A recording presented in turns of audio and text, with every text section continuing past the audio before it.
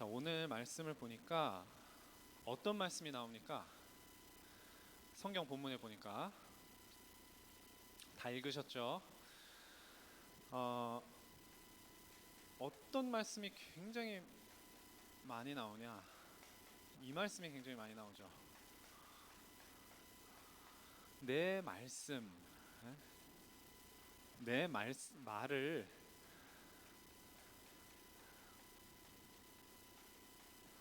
불순종하면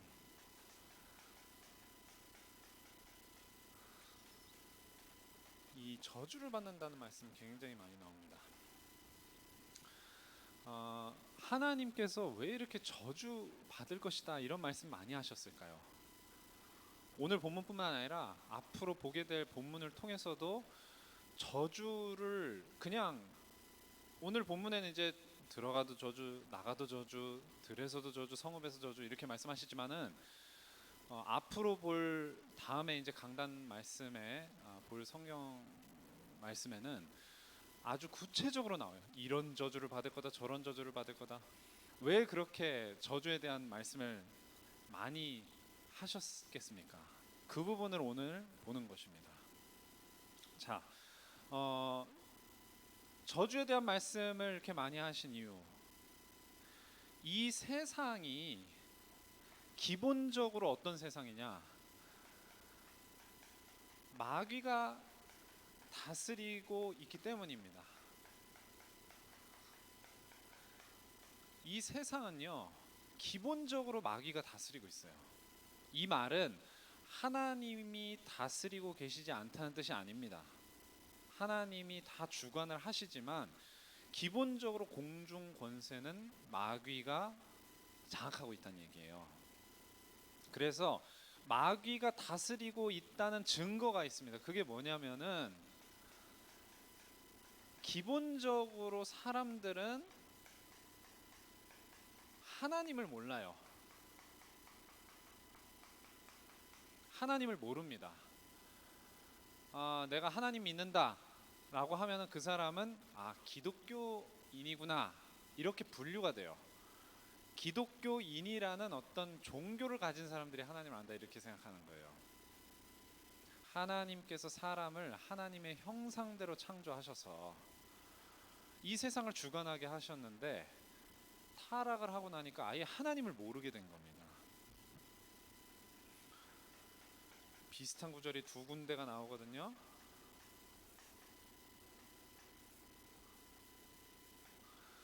시편 14편 1절과 또 시편 53편 1절에 보면은 비슷하게 나와요. 어리석은 자는 그 마음에 하나님이 없다라고 생각한다. 이 말씀이 두 번 나오거든요. 이 세상의 모습이에요. 그게 전부 다. 그래서 하나님을 떠나 있는 그것이 바로 부패한 것이고 악한 행실이다 이렇게 말씀을 하시는 거예요. 그게 바로 세상입니다. 하나님을 알지 못해요. 그리고 어디에 빠져 있냐면은 마귀가 다스리고 있기 때문에 마귀는요 반드시 뭐를 하냐면은 이 운명을 주관해요.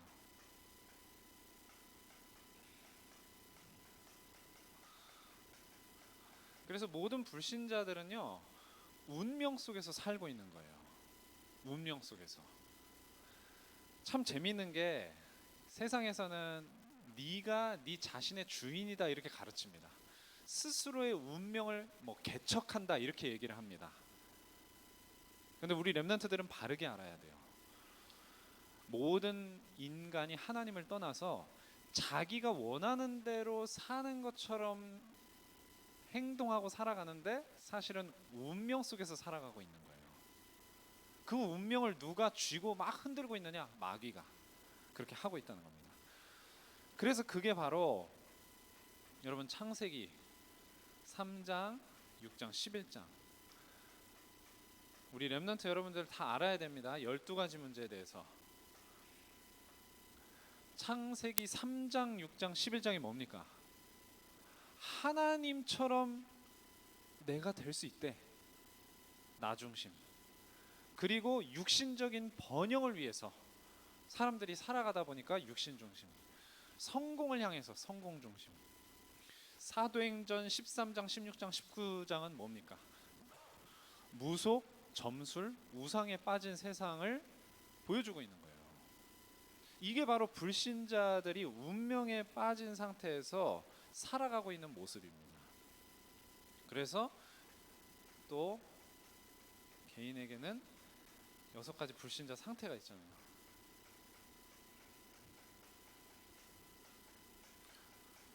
여섯 가지 불신자 상태가 뭡니까? 물어보면 우리 렘넌트들 대답할 수 있어야 됩니다. 하나님이 창조하셨는데 마귀 자녀가 돼버린 거예요. 하나님을 떠나다 보니까. 하나님 자녀 아니면 마귀 자녀, 이 둘 중에 하나밖에 없어요. 그러다 보니까 우상 숭배를 할 수밖에 없는 것이죠.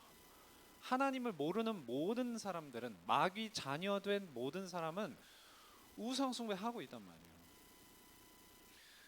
그리고 하나님을 떠난 모든 사람에겐 절대 평안이 없습니다. 불안합니다.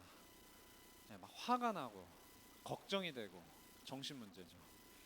그리고 질병에 시달리고 사고를 당하고 여러 가지 비극을 겪어요. 육신의 문제가 옵니다. 그리고 죽으면 어떻게 되죠? 하나님을 떠나서 죽은 사람에게는 반드시 심판이 있습니다. 지옥이죠. 지옥은 마귀를 가두려고 만드신 곳이에요. 그런데 마귀에게 속한 모든 자들 역시 마귀 따라서 지옥을 가는 겁니다. 그렇게 돼서 그 모든 문제가 그 사람이 죽으면 끝나냐? 아니죠. 그 사람이 이 땅에 남겨놓고 간 모든 자손들에게 그대로 반복된다는 사실이에요. 그게 바로 6가지 불신자 상태가 되는 겁니다. 이게 바로 운명에 빠진 세상이에요. 자, 그래서 이 세상을 기본적으로 하나님께서 어떻게 바라보시느냐? 하나님께서는요, 이 세상을 책망하실 수밖에 없습니다. 책망이 뭡니까, 우리 렘넌트들? 잘못했으니까 혼내는 거예요. 쉽게 말하면 이 세상은 반드시 하나님 떠나서 잘못하고 있어요.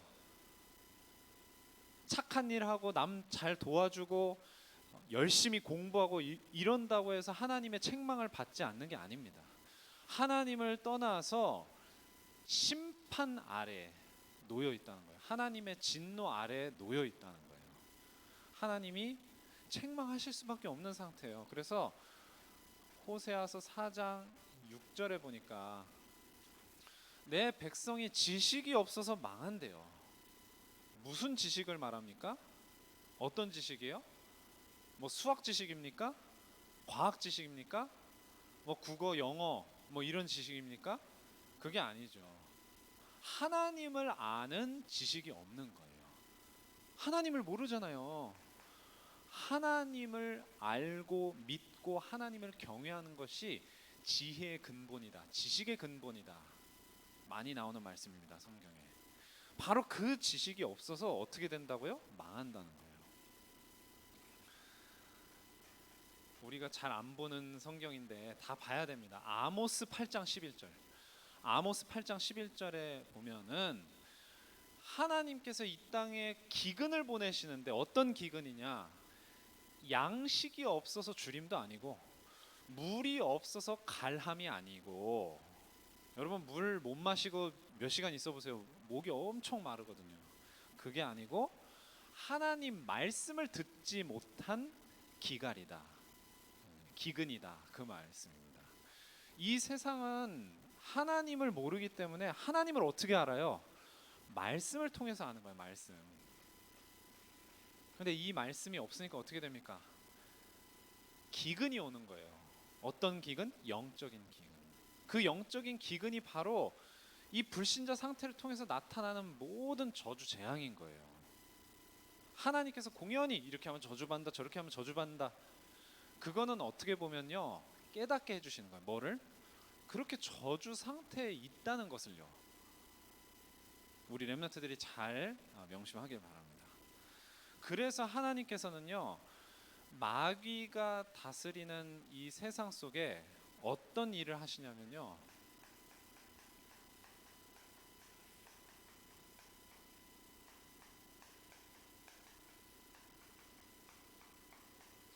이 세상 속에 하나님의 나라를 임하게 하십니다.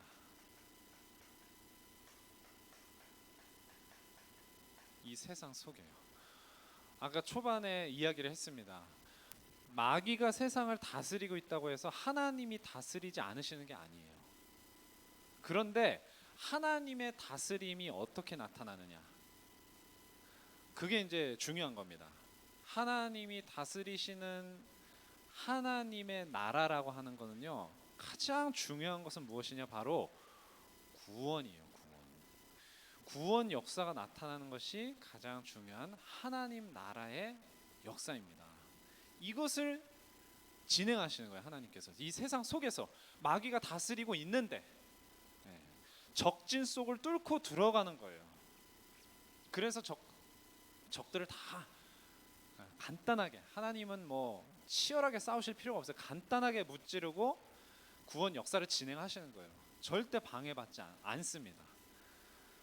자, 그래서 당연히 하나님의 다스리심이 임하는 곳에는 귀신이 쫓겨나는 거죠.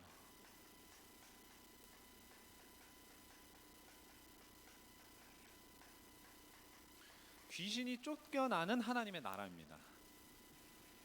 예수님이 하신 말씀이죠. 마태복음 12장 28절에 성령을 힘입어서 귀신을 쫓아내면 그것은 이미 하나님의 나라가 너희에게 임한 것이다, 이렇게 말씀하셨습니다. 이 말은 거꾸로 봐야 되는 거예요. 하나님 나라 임하시면 귀신 쫓아나간다, 그 말이에요.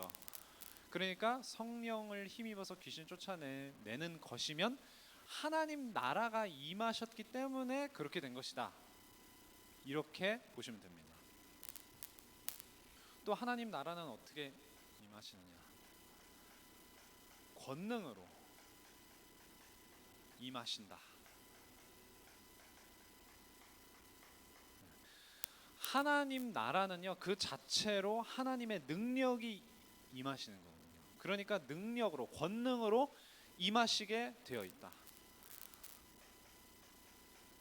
마가복음 9장 1절에 보니까 하나님의 나라가 권능으로 임하는 것을 이 자리에 있는 사람들 중에 볼 자들이 있을 것이다, 이렇게 말씀하셨습니다. 하나님 나라가 권능으로 임하는 것을 볼 것이다.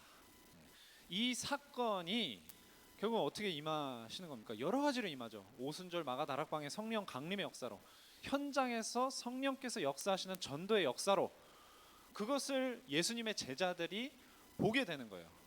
그리고 마찬가지로 오늘날 저와 여러분들 렘넌트들도 바로 이와 같이 성령께서 권능으로 임하시는, 하나님 나라가 권능으로 임하시는 것을 보게 되는 겁니다. 자, 그래서 이 하나님 나라는요, 하나님 나라가 그냥 아무데나 임하는 게 아니에요.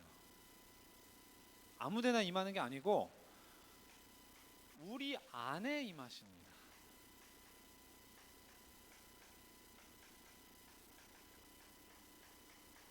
우리 안에요. 누가복음 17장 20절에서 21절에 보니까 하나님 나라가 어디 있습니까? 자, 여기 있다 저기 있다 볼 수 있게 임하는 것이 아니고 하나님 나라는 너희 안에 있다, 이렇게 말씀하셨어요. 너희 안에 있다. 너희가 누구를 가리키는 걸까요? 누구를 가리키는 걸까요? 바로 구원받은 하나님의 자녀들이죠. 왜 구원받은 하나님의 자녀들이죠? 구원받은 하나님의 자녀에게는 이미 하나님의 영이신 성령께서 임하여 계시기 때문입니다. 그래서 하나님의 자녀에게는 하나님 나라가, 특히나 하나님 자녀가 현장에서 복음을 전파하는 사명을 감당할 때, 또 꼭 복음을 이렇게 말로 전파하는 그런 현장이 아니더라도 복음의 이 비밀을 누리는 그 모든 기도의 현장에 임하시는 거예요. 그리스도를 통한 만족과 평안과 기쁨과 감사를 하고 있을 때, 그것들을 느끼고 있을 때 바로 그곳에 하나님의 나라가 또한 임하시는 겁니다. 성경에는요, 하나님의 나라에 어떻게 들어갈 수 있느냐, 그 말씀을 예수님께서 많이 하고 계시거든요. 바로 거듭나야 들어갈 수 있다.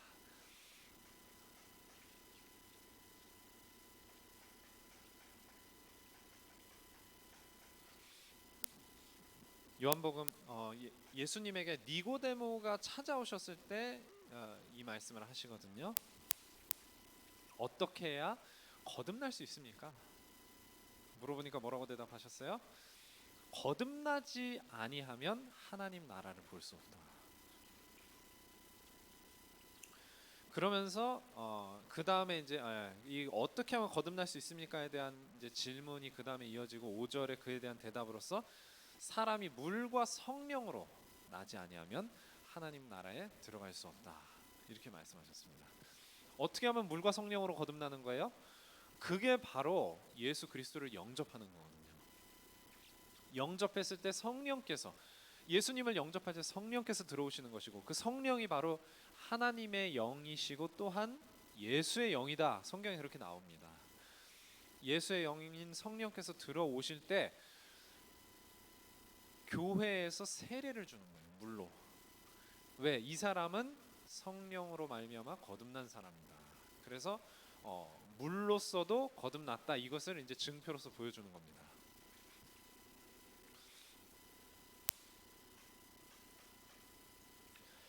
자, 또 하나님의 나라에 대한 이 밖에도 설명들이 또 있거든요. 하나님의 나라는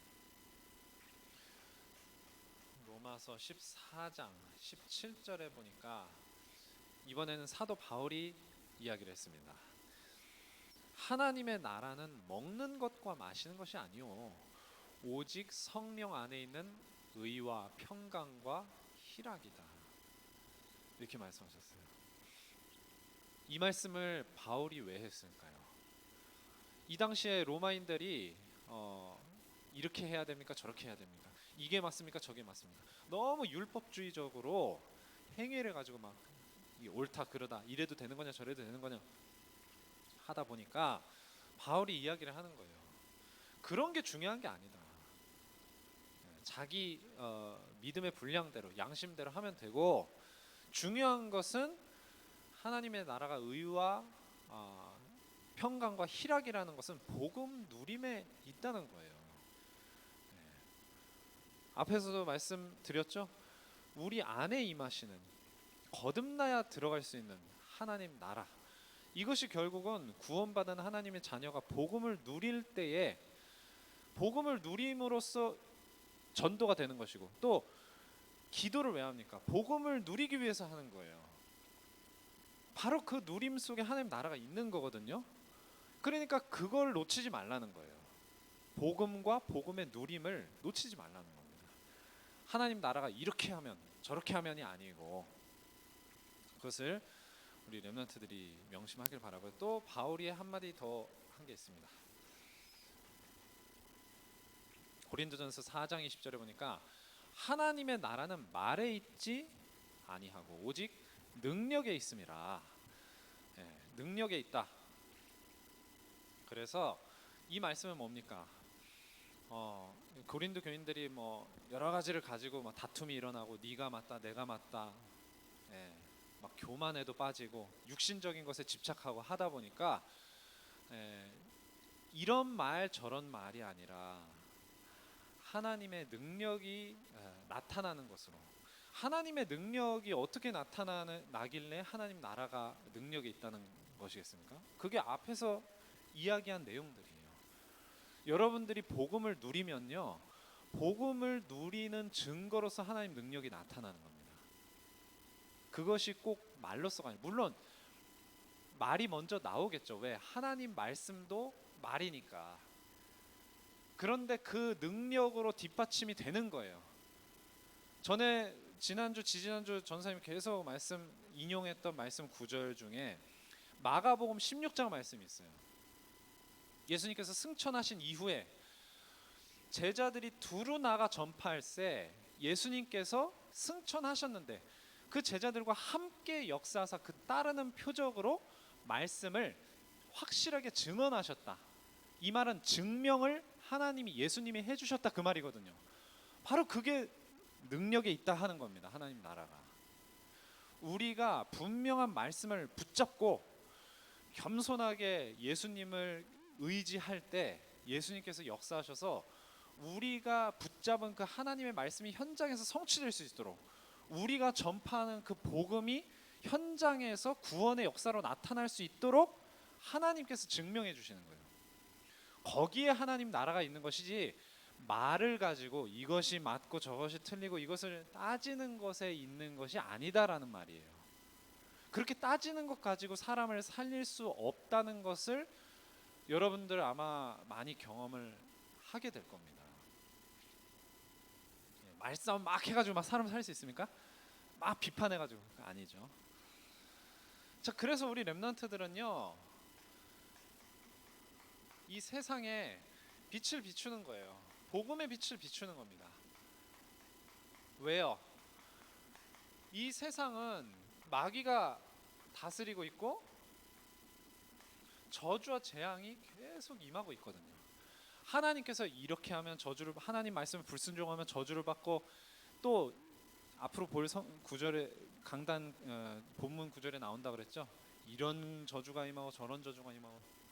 그런데 하나님께서 그렇게 말씀하시니까 이게 하나님 떠나서 불순종하니까 오는 저주구나라고 아는 것이죠. 불신자들, 하나님 모르는 세상, 운명에 빠져 있는데 그것도 모르는 이 세상의 불신자들은요, 그게 그런 저주인지도 모르는 거예요. 하나님 떠나서 온 저주인 것을 모르는 거예요. 그냥 당하는 겁니다. 그러면서 어떻게 생각해요? 내가 뭐 잘못했나 보다. 근데 아무리 생각해도 내가 그렇게 잘못한 게 없거든. 그러다 보니까 거기에 귀신이 또 막 역사해가지고 거짓의 역사를 해가지고 뭐까지 끌어내요? 전생을 끌어내는 거예요. 전생에 뭐 죄가 많아서 뭐 이렇게 저렇게 막 속이는 것들로 하나님을 모르도록, 구원의 길을 깨닫지 못하도록 귀신이 계속 역사하는 거예요. 그래서 우리 렘넌트들이 이 세상에 진짜 문제 원인이 뭐고 어떻게 그 문제를 해결할 수 있는지 복음을 전파하는, 그게 바로 세상의 빛을 비추는 거예요. 이 사명을 감당해야 된다는 겁니다. 빛을 비추라.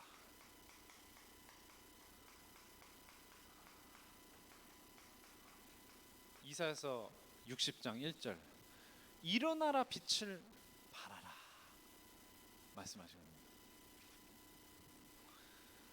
자, 빛을 어떻게 발합니까? 방금 이야기했지만은 전하라는 거예요. 전해라. 누가복음 10장 9절에 예수님께서 제자들을 보내시면서 하신 말씀이, 너네들이 전도 현장에 가면은 거기 있는 병자들을 고치고, 또 말하기를, 병만 고치고 마는 게 아니라 그러면서 말하기를, 하나님의 나라가 너희에게 가까이 왔다고 전해라. 하나님 나라 알까요, 모를까요? 물론 이 당시에 이제 예수님 제자들은 유대 땅에서 했기 때문에 뭐 구약의 어떤 나라에 대한 그래도 말씀이 나오니까 그래도 잘 몰랐을 거예요. 그게 뭔지. 근데 오늘날 우리가 있는 불신 현장은 절대 모르죠. 하나님 나라가 뭔지 그것을 알려주는 거예요. 그게 바로 복음입니다. 그게 어떻게 복음이죠? 마귀가 다스리고 있는 세상 나라에 대해서부터 알게 해주는 거예요. 그러면서 이 복음을 통한 구원을 받게 되는 것이 바로 하나님 나라 역사라는 것을 알게 해주는 것이죠. 그래서 우리는 뭘 해야 됩니까? 선포해야 되는 거예요.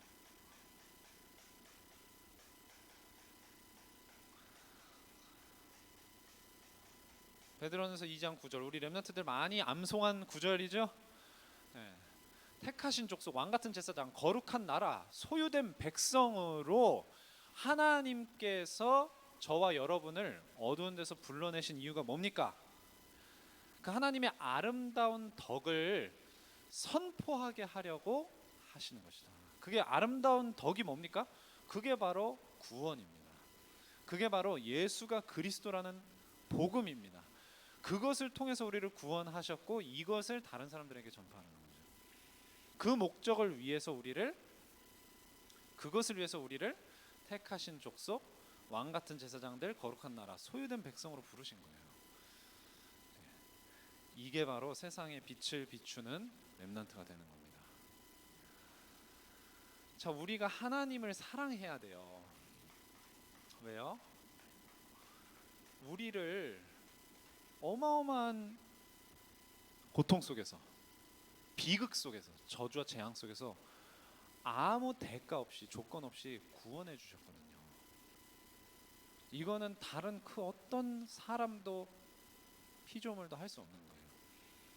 그래서 우리가 하나님을 사랑해야 됩니다.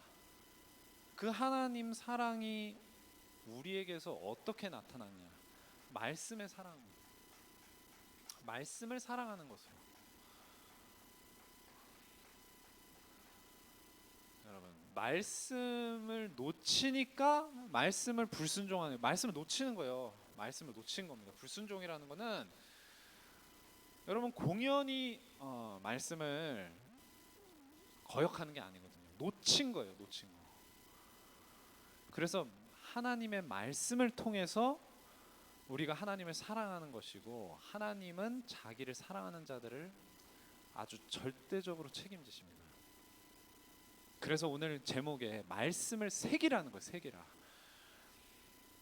하나님 사랑을 어떻게 합니까? 그냥 하나님 사랑합니다 하면 되는 게 아니라 말씀을 새김으로써 이 세상에 임하는, 또 우리에게도 임할 수 있는 실패를 하나님께서 막도록 해주시는 하나님의 은혜인 것입니다. 우리 렘넌트 여러분, 성경 한번 보세요. 특히 구약 성경 한번 보세요. 이스라엘 백성들이 이렇게 말씀을 받고도 실패했던 역사가 훨씬 더 많습니다. 왜 그렇습니까? 단 하나예요. 나쁜 짓을 해서 실패했습니까? 착한 일을 너무 적게 해서 실패했습니까? 하지 않아서? 아니거든요. 하나님 말씀을 놓쳐버렸기 때문이에요. 그래서 말씀을 놓쳤다는 것은 다 놓친 겁니다. 뭐가 문제인지도 놓쳤다는 것이고, 무엇이 정답인지도 놓쳤다는 거예요. 그러니까 거기서 나오는 모든 생각과 말과 행동이 다 틀릴 수밖에 없는 거예요. 그러니까 저주와 재앙을 막을 수가 없는 거예요. 이걸 막게 해주시려고. 그래서 우리를 참된 성공, 영적인 성공으로 갈 수 있도록 해주시기 위해서 말씀을 새기라, 오늘 본문에 그렇게 말씀하고 계시는 겁니다. 저주를 받지 말라고 저주에 대한 경고를 하시는 거예요. 나쁜 뜻이 아닙니다, 절대. 그래서 우리 렘넌트들이 날마다 복음, 하나님 말씀 마음에 새기는 묵상의 시간을 통해서, 또 이것을 확실하게 붙잡는 예배를 통해서 승리하시기를 주님의 이름으로 기도합니다. 기도하고 마치겠습니다. 하나님 아버지, 감사드립니다. 오늘도 하나님께서 우리를 사랑하셔서 조건 없이 선택하시고 구원하신 이후에 우리에게 말씀을 주셔서 비참한 저주와 실패를 막을 수 있는 그런 비밀을 우리에게 허락해 주시니 감사드립니다. 우리 임마누엘 경인교회 초등부 렘넌트들이 단 한 명도 빠짐없이 복음, 말씀의 언약을 붙잡고 날마다 이것을 새길 수 있도록 정시기도와 말씀 묵상의 삶의 규모를 갖추게 하여 주시고, 이것을 통해서 잘하고 못하고가 아니라 그들이 붙잡은 말씀으로 인해서 승리할 수 있는, 성공할 수 있는, 그리고 그 승리와 성공을 발판 삼아서 주변과 세상을 살릴 수 있는 전도자 렘넌트들이 다 될 수 있도록 인도하여 주시옵소서. 이 모든 말씀 우리 주 예수 그리스도의 이름으로 기도드립니다. 아멘.